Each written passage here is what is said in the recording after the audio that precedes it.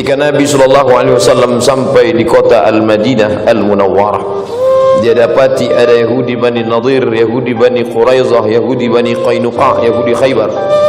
Hari itu mereka tidak makan, tidak minum. Nabi bertanya, "Ma hadza? Hari apa ini? Mengapa kalian tidak makan dan minum hari ini?" Mereka menjawab, "Hadza yaumun salihun." Ini hari yang saleh, ini hari yang baik. Najallahu fihi Musa wa aghraqa fihi Fir'aun. Hari ini Allah menyelamatkan Nabi Musa alaihi salam dan menenggelamkan Fir'aun di Laut Merah. Fasamahu syukran lillah. Lalu pada hari ini, sekian abad yang lalu, Nabi Musa alaihi salam bersyukur kepada Allah dengan melaksanakan puasa. Maka kami pun hari ini tidak makan, tidak minum karena bersyukur kepada Allah, karena sudah menenggelamkan Fir'aun dan menyelamatkan Musa beserta rombongannya menuju Palestina. Apa pelajaran dari kisah ini? Bahwa permusuhan antara hak dan batil, antara hitam dan putih, antara bengkok dan lurus tidak pernah berakhir selama dunia masih terkembang. Sebelum Nabi Musa alaihissalam ada orang baik bernama Ibrahim. Ibrahim menghadapi Namrus. Namrus Allah matikan dengan cara yang hina, hanya dengan masuk nyamuk ke telinganya. Hamba yang angkuh sombong itu pun mati. Hari berganti, musim berubah, datang masa Musa. Maka Musa berhadapan dengan seorang yang zalim. Yudhabbihuna abna'akum wa yastahyuna nisa'akum. Anak laki-laki dia sembelih hidup-hidup, dia potong. Anak perempuan dia biarkan hidup, karena baginya bukan ancaman. Dia lakukan itu hanya karena mimpi. Hanya karena mimpi melihat ada anak kecil yang mengambil mahkota dari kepalanya. Maka dia sembelih semua anak-anak yang lahir pada saat itu. Begitu berakhir masa Musa alaihissalam, datang masa Isa. Maka dunia masih lagi diisi oleh kebatilan. Segerombolan para politikus yang tidak senang dengan Isa alaihissalam, dia mesti dihabisi, dia mesti dibunuh. Maka bersekongkol dengan pendeta-pendeta Yahudi. Tapi Allah menyelamatkannya. Wa ma qataluhu, mereka tidak berhasil membunuhnya. Wa ma salabuhu, mereka tidak menyalibnya. Walakin syubbiha lahum, ada orang lain yang diserupakan dengannya. Dialah pengkhianat bernama Yahuza, Yudas Iskariot. Memang dia hanya layak mati di tiang salib. 571 tahun setelah peristiwa besar itu, apakah dunia berakhir? Belum. Muncul orang baik bernama Sayyidina wa Maulana Muhammad sallallahu alaihi wasallam. Sekali lagi drama berlanjut. Datang orang-orang memilih peran menjadi musuh kebaikan. Abu Jahal, bahkan namanya tertulis dalam Al-Quran, tabbat siyada abi lahabi wa tabba ma aghna anhu maluhu, hartanya tidak bisa menolong, wa ma kasab, usahanya, bisnisnya tidak bisa membantu. Dan yang paling mengenaskan, istri yang mendampingi juga ikut bersekongkol. Wa mara'atuhu hammalatal hatab fi jidha hablum min masad. Berpuasa pada tanggal 10 Muharram mengingatkan kembali bahwa dunia tidak pernah sepi dari orang-orang baik, tapi juga dunia tidak pernah sunyi dari orang-orang jahat. Berani hidup di dunia, berani memilih pilihan. Wa nafsi wa ma sawaha, demi jiwa dan penciptaannya. Fa alhamaha fujuraha wa taqwaha, diberikan dua jalan, jalan fujur dan jalan takwa. Qad aflaha man zakkaha, beruntung orang yang mensucikan dirinya. Wa qad khaba man dassaha, sia-sia orang yang menodai, menistai dirinya. Menjadi suku apapun itu bukan pilihan kita. Menjadi orang Pariaman itu bukan pilihan kita. Menjadi orang Cina kita tidak pernah memilih. Tapi menjadi orang beriman, kita berada di antara dua pilihan. Alladzina amanu wa 'amilus salihati ulaika ashabul jannah. Orang beriman dan beramal saleh tempatnya di surga. Walladzina kafaru wa kadzdzabu biayatina, orang-orang yang kafir dan mendustakan ayat kami, ulaika ashabun nar, mereka penghuni neraka. Allah pinjamkan telinga, Allah pinjamkan mata, Allah berikan hati, Allah berikan kuasa Allah berikan kudrat dan iradat. Semua ini barang pinjaman, sampai masanya harus dikembalikan kepada pemiliknya, dan kelak kita akan ditanya. Inna sam'a, pendengaran, wal basar, penglihatan, wal fuad, hati dan pikiran, kullu ulaika kana anhu mas'ula. Semua akan disoal, semua akan ditanya. Kemana telinga kau pakai? Sudahkah kau cari kebenaran? Kemana mata kau gunakan? Sudahkah kau pandang kebenaran? Kemana hati dan pikiran kau manfaatkan? Sudah kau pilih kebenaran? Pada saat itu Musa berhasil memilih kebenaran. Pada saat itu Isa berhasil mengalahkan kebatilan. Zaman Nabi sudah terputus. La nabiyya ba'dah, tak ada satupun Nabi sesudah dia. Tidak ada lagi Nabi. Tapi pertikaian, konflik antara hak dan batil masih terus ada. Hari ini kita beramai-ramai di rumah Allah, tapi di saat yang sama ada juga orang-orang batil di tempat kebatilan. Nanti malam kita akan sholat isya pengajian, berada di tempat yang baik, masjid, bersama orang-orang baik, ulama, bersama sahabat terbaik, orang soleh. Tapi di seberang sana ada orang-orang berada di tempat yang tidak baik, bersama pelaku maksiat, fasik. Wallahu la yahdil qaumal fasiqin. Berani hidup di atas dunia, berani memilih antara hak dan batil, tapi kita tidak pernah sombong. Kita minta kepada Allah, Allahumma arinal haqqa haqqa warzuqna ittiba'ah. Tunjukkan padaku bahwa yang benar itu adalah benar, berikan aku kekuatan untuk mengikutinya. Wa arinal batila batila warzuqna ijtinabah. Tunjukkan pada aku bahwa yang batil itu salah, dan beri aku kekuatan untuk menjauhinya. 10 Muharram bukan sekedar menahan makan dan minum. 10 Muharram mengingatkan kembali tentang konflik antara hak dan batil. Sanggup kita memilih, kita menang. Salah kita memilih, kita gagal. Singkat, tapi akibatnya luar biasa. Berapa lama menjalani hidup yang salah, yang khilaf, yang tidak benar itu? Hanya dari akil baligh umur 10 tahun menjelang malaikat maut pencabut nyawa datang 63 tahun. Itu pun kalau sampai seperti umur Sayyidina wa Maulana Muhammad sallallahu alaihi wasallam. Andai tidak, singkat, tapi akibat yang dirasakan khalidina fiha abada, kekal selama-lamanya. Asyura 10 Muharram mengingatkan kita bahwa boleh bersyukur atas matinya orang yang zalim. Dia sudah lama mati. Kenapa sampai hari ini orang beriman masih bersyukur? Dia sudah lama ditenggelamkan di Laut Merah. Kenapa hari ini orang beriman masih bersyukur? Bersyukur diselamatkan Musa, bersyukur ditenggelamkan Fir'aun, musuh agama Allah. Bila hari ini ada orang berkata dia tidak jahat, dia hanya khilaf, dia tidak pernah memusuhi agama Allah, dia hanya tersalah, maka orang yang bersalah itu mesti ditunjukkan kesalahannya.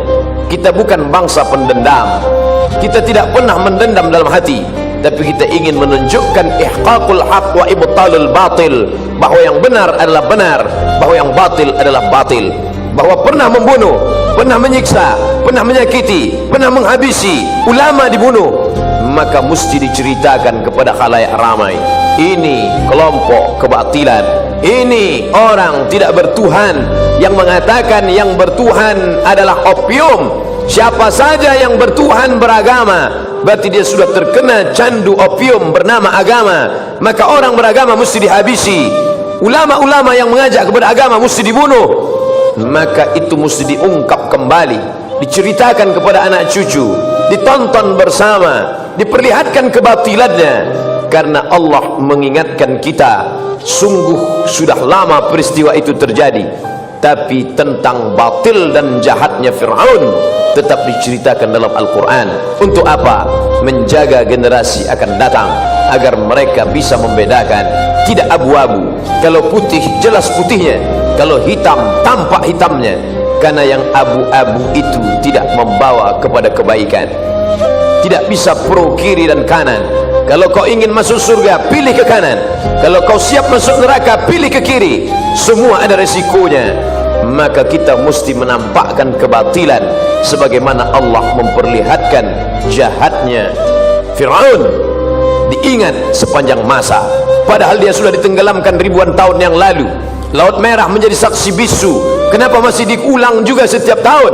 Ini menunjukkan orang Islam mesti ingat. Fadzakir, ingat-ingatlah. Inna fa'atiz zikra, karena peringatan itu bermanfaat bagi orang yang beriman. Fadzakir, berilah peringatan.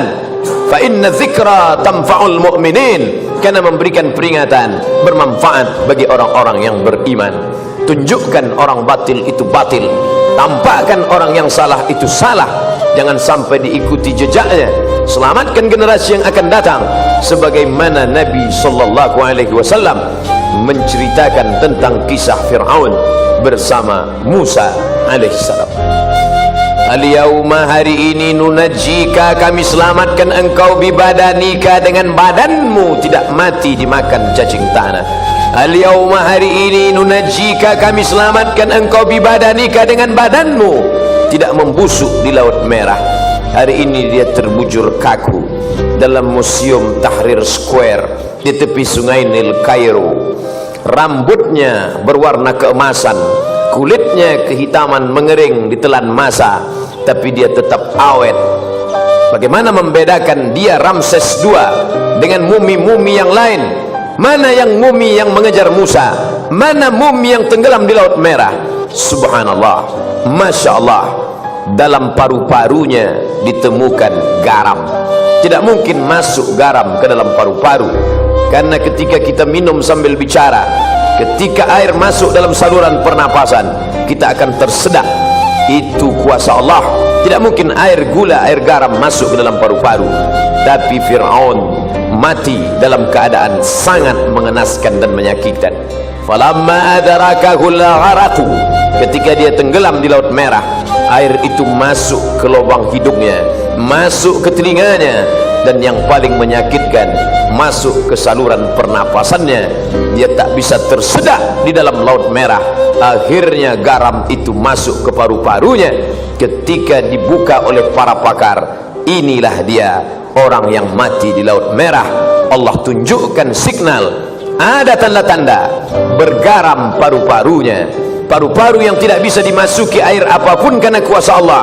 Tapi musuh yang satu ini disakitkan dengan sakit yang luar biasa.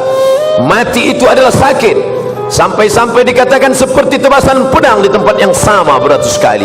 Sampai-sampai dikatakan seperti kambing yang dikuliti hidup-hidup. Tapi yang menyakitkan di atas sakit dialami oleh Fir'aun, maka dia merasakan kematian itu. Akhirnya yang berkuasa, yang zalim itu mati juga. Yang kaya mati, yang miskin mati. Yang ganteng mati, yang jelek, yang buruk juga mati. Yang pernah berkuasa sehebat Fir'aun, hari ini tegak kekuasaannya dalam bentuk piramid, satu di antara 7 keajaiban dunia. Sampai saat ini tak terpecahkan bagaimana menyusun batu-batu besar yang beratnya mencapai 2 ton, tapi bisa dibangun dengan simetris. Ada 3 lubang makam di dalam. Bahkan ada yang ketika saat tertentu masuk cahaya matahari, ruang yang gelap dalam piramid terang benderang. Sungguh mereka pernah hidup dalam masa kejayaan. Tiang-tiangnya yang besar, mereka tidak membuat cor, mereka tidak membuat tiang dari semen, tapi bukit yang mereka pahat. Wa tanhituna minal jibali buyuta, ada di antara mereka yang sanggup memahat bukit menjadi rumah. Prancis tertarik melihat tiang yang besar itu.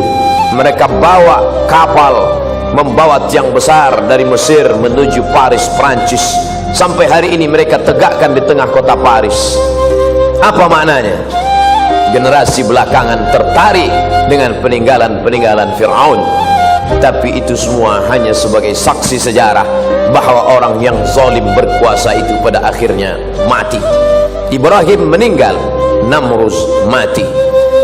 Musa meninggal dunia, Fir'aun mati. Isa diangkat oleh Allah ke tempat kemuliaan. Herodes, pendeta-pendeta Yahudi yang bersekongkol dengan tentara Romawi, mati. Muhammad sallallahu alaihi wasallam meninggal dalam husnul khatimah. Fir'aun, Abu Jahal, Abu Lahab, semuanya juga mati. Harimau mati meninggalkan belang, gajah mati meninggalkan gading. Manusia mati meninggalkan nama yang baik atau nama yang buruk.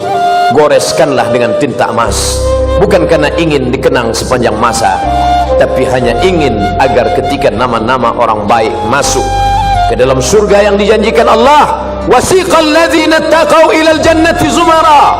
Ketika orang-orang bertakwa itu digiring masuk ke dalam surga, Allah sampaikan salam untuk mereka. Malaikat membacakan salam itu, salamun qaulam mir rabbir rahim. Selamat untuk kalian, bukan dari presiden, bukan dari gubernur, mir rabbir rahim, dari Rabb yang maha pengasih lagi maha penyayang. Saat itu mereka diundang dengan undangan kebaikan, dengan undangan kelembutan. Ya ayyatuhan nafsul mutmainnah, wahai jiwa yang tenang, irji'i, kembalilah. Hari ini kau berada di perantauan, sampai masanya kembali ke kampung halaman. Irji'i ila rabbiki, kembali kepada Tuhanmu.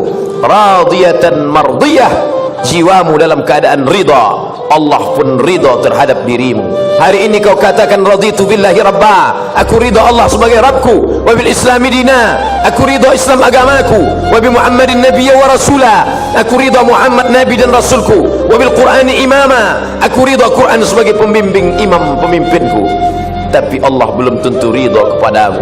Tapi bila kau istiqamah memilih jalan Musa, jalan Isa, jalan Muhammad sallallahu alaihi wasallam, kau akan dipanggil dalam keadaan radiyatan mardiyah. Fadkhuli fi ibadi, masuklah dalam golongan hamba-hambaku. Fadkhuli jannati, masuklah ke dalam surgaku. Hari itu kau tak merasakan kesakitan. A'dadtu li ibadiyas salihin, aku sediakan, aku siapkan kepada hamba-hambaku yang saleh. Mala a'yunun ra'at, tak pernah dilihat mata, wala udhunun sami'at, tak pernah didengar telinga, wala khatara ala qalbi bashar, tak pernah terlintas di hati manusia. Berapapun usia yang dititipkan Allah, selama hayat di kandung badan, selama ruh masih berada dalam jasad, selama jantung masih berdetak, selama darah masih mengalir, selama masih dipompakan nafas oleh paru-paru, beramal soleh menjadi tujuan.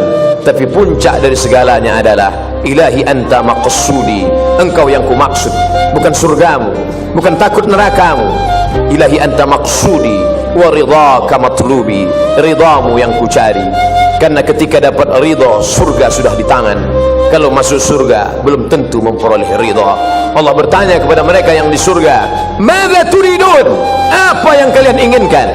Semua menjawab ridhaka. Maka kita meminta, Allahumma inna nas'aluka ridhaka wal jannah wa na'udzubika min sakhatika wan nar. Hidup mengikuti Fir'aun, silakan. Hidup ikut gaya Namrus, tak ada larangan. Hidup mau ikut gaya Abu Jahal, Abu Lahab, silakan. Tangan terbuka bebas. Semua akan diminta tanggung jawab. Tangan mencincang, bahu memikul. Mana yang berbuat, dia yang akan menerima resiko. Life is take risk. Hidup adalah berani mengambil resiko. Isma sita, hidup sesukamu. Fa innaka mayyit, tapi ingat, kau akan jadi mayat, kau akan jadi bangkai. Tapi kau tidak selesai sekedar dijepit tanah. Kau punya roh yang akan diminta tanggung jawab di hadapan Allah. Kelak semua akan ditanya. Siapkanlah diri menjawab pertanyaan itu.